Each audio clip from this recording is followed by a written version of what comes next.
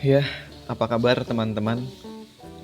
Jadi ini saya sambil ngopi dan ngerokok, dan suara saya pelan karena di belakang teman-teman saya udah tidur. Dan nanti mohon maaf kalau misalkan di konten ini ada suara motor dan sebagainya, karena saya rekamannya sambil ngerokok, sambil ngudut di pinggir jalan, tepatnya di pinggir jalan. Oke ya, semoga teman-teman semuanya kabarnya baik. Jadi sebelum saya buat konten ini, saya tuh membahas salah satu kekeliruan berpikir. Itu kemarin argumentum ad hominem.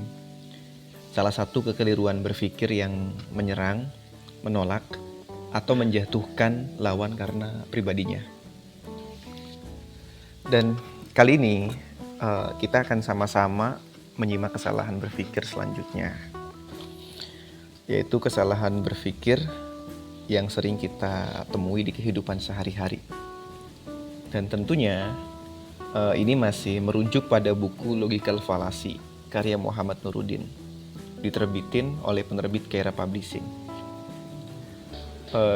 Dan salah satu kekeliruan berpikir kali ini yaitu appeal to pity. Ya, appeal to pity. Nggak tahu bacanya gimana, tapi kalau saya baca appeal to pity, tulisannya appeal to pity. Ya gitulah, appeal to pity. Jadi ayo kita mulai. Teman-teman, jadi satu gagasan besar itu kadangkala terlahir dari perenungan yang serius dan pengkajian yang mendalam. Tapi apa yang terlahir dari keseriusan atau kedalaman dan waktu yang panjang, motor. Jadi apa yang terlahir dari keseriusan, kedalaman, dan waktu yang panjang tentu nggak selamanya benar. Ini penting kita catat baik-baik. Kebenaran itu nggak ditentukan oleh serius enggaknya orang mengkaji, tapi ia ditentukan oleh kuat enggaknya argumentasi yang dia miliki. Argumentasi yang kuat itu enggak argumentasi yang kuat itu kadang diperoleh dalam waktu yang singkat, kadang-kadang, dan sebagaimana waktu penelitian panjang. Jadi penelitian yang panjang itu bisa saja menghasilkan kesimpulan-kesimpulan sesat. Tapi kalau kita melihat gagasan yang dihasilkan melalui satu proses penelitian yang panjang, kemudian hasilnya salah atau bertentangan dengan doktrin agama tertentu yang sudah mapan, itu kadang kita suka merasa kasihan, merasa enggak tega dengan pengorbanan besar yang sudah dikerahkan oleh orangnya. Lalu kita anggap hasilnya atau hasil penelitian itu dianggap sebuah kebenaran, atau paling enggak menolerir untuk enggak menyalahkan. Padahal kita tahu kalau itu salah, dan sebagai manusia kadang kita terjebak dalam kekeliruan semacam itu, menolerir kesalahan orang atau membenarkan kesalahan yang bersangkutan hanya karena merasa kasihan.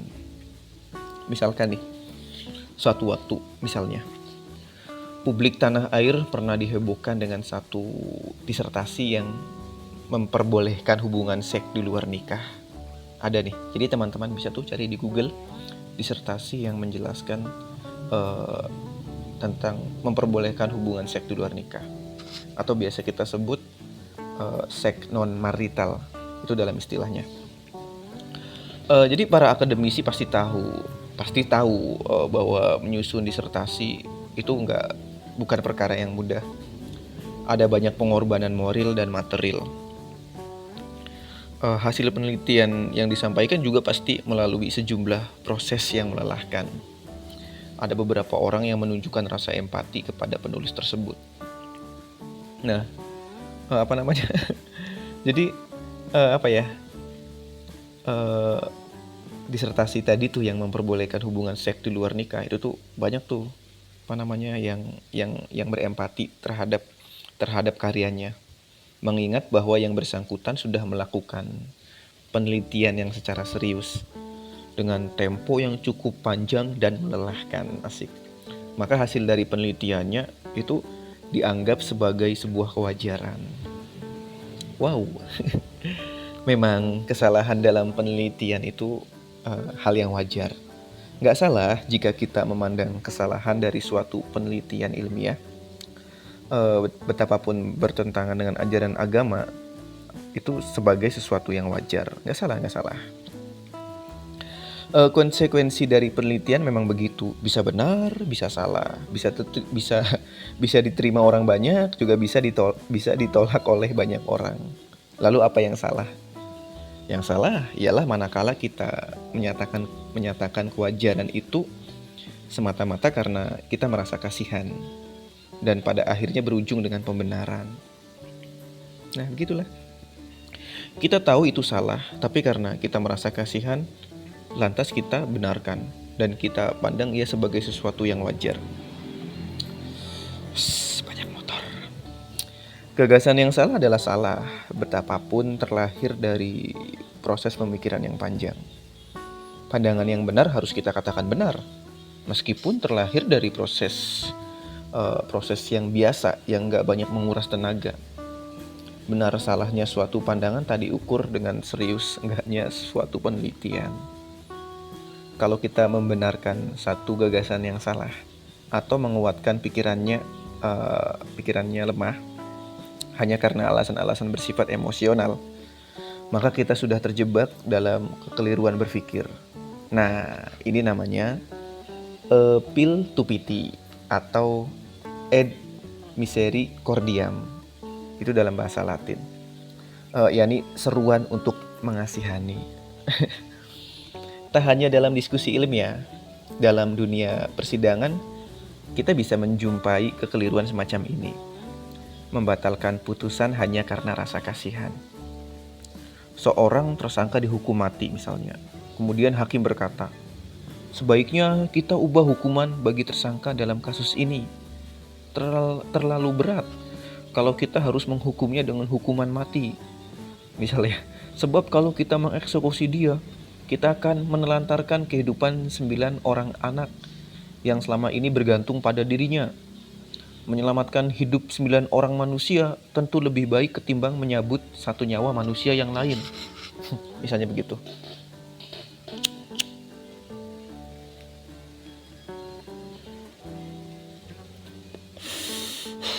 Bentar ya, bisa perokok dulu.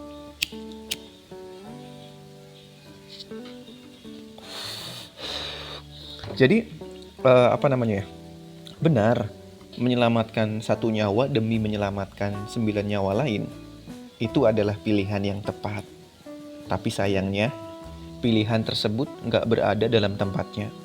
Apalagi kalau tersangka adalah bandar narkoba yang sudah bahkan melayangkan puluhan nyawa manusia misalnya ya. Jelas itu termasuk kejahatan besar. Dan hukuman mati adalah hukuman yang terbilang setimpal. Yang salah harus dikatakan salah. Pelaku kriminal tetap harus diberikan hukuman. Jadi rasa kasihan gak bisa dijadikan... Wah, motor lagi. Ya, jadi rasa kasihan gak bisa dijadikan alasan untuk melegitimasi kesalahan. Contoh, misalnya ada yang berkata begini, Anda harus ingat, tokoh yang saya kutip ini bukan orang sembarangan. Dia sudah meraih 5 gelar doktor. Di kampusnya, dia sudah diangkat menjadi seorang guru besar. Belajar agama pun sudah hampir lebih dari 20 tahun. Kalau dia salah, ya itu wajar. Namanya juga manusia. Nah, misal ada orang ngomong kayak gitu tuh. Nah, jadi cara berpikir yang tadi saya contohkan,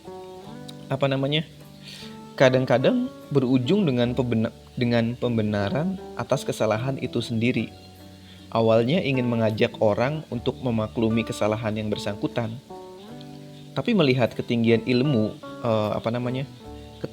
ilmu yang dimilikinya dan rekam jejak pendidikannya yang panjang, kesalahan itu pun dipandang sebagai suatu kewajaran. Dan pada akhirnya, ia diyakini sebagai sesuatu yang benar. Berawal dari rasa kasihan tadi. Jadi, sadar atau enggak, kita sering terjebak dalam kekeliruan semacam itu. Menjadikan perasaan sebagai dasar untuk menentukan salah dan benar. Dalam dunia akademik, sikap seperti ini bukanlah asam motor. Iya, jadi dalam dunia akademik ya, sikap seperti ini bukanlah sikap yang terpuji. Memang ada beberapa kondisi di mana menunjukkan rasa kasihan itu bisa kita terima, baik secara logis maupun secara moral. Misalnya, suatu waktu murid Anda nggak masuk sekolah, sedangkan sekolah sedang melewati masa-masa ujian yang harusnya diikuti oleh semua siswa. Tapi dia nggak masuk sekolah dengan alasan orang tuanya sakit keras, dan di rumahnya nggak ada siapa-siapa, nggak ada yang bisa mengurus kecuali dia. Kemudian karena merasa kasihan, Anda menyediakan waktu khusus bagi yang bersangkutan untuk mengikuti ujian ulangan. Rasa kasihan yang Anda tunjukkan ketika itu menjadi beralasan, bahkan terpuji. Tapi keliru kalau Anda memberinya nilai A hanya karena dia telah merawat orang tua. Soal akademik itu satu hal, persoalan pribadi itu hal yang lain lagi.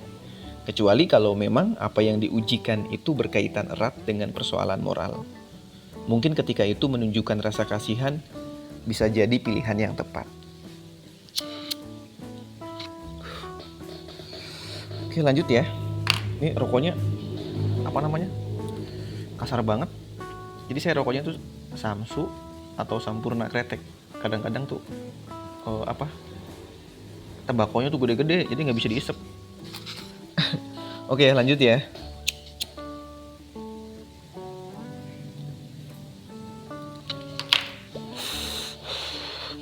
Intinya, emosi yang kita miliki bukan landasan untuk memandang benar salahnya suatu argumentasi.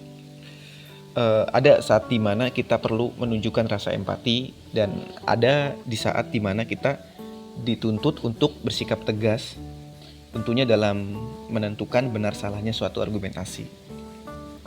Pandangan yang benar nggak selalu datang dari keseriusan, sebagaimana pandangan yang salah nggak selalu lahir dari kajian yang kurang mendalam. Benar enggaknya suatu pandangan nggak diukur dengan urusan hati, melainkan ditakar dengan lemah kuatnya argumentasi yang tersaji. Kalau kita membenarkan yang salah atau menguatkan yang lemah hanya karena rasa kasihan, ya berarti kita sudah jatuh dalam kekeliruan berpikir. Oke, jadi itu ya, salah satu kesalahan berpikir yang sering kita jumpai di kehidupan sehari-hari.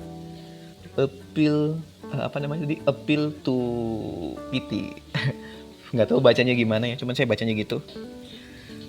Jadi buat teman-teman, kalau misalkan ada yang nggak paham, motor.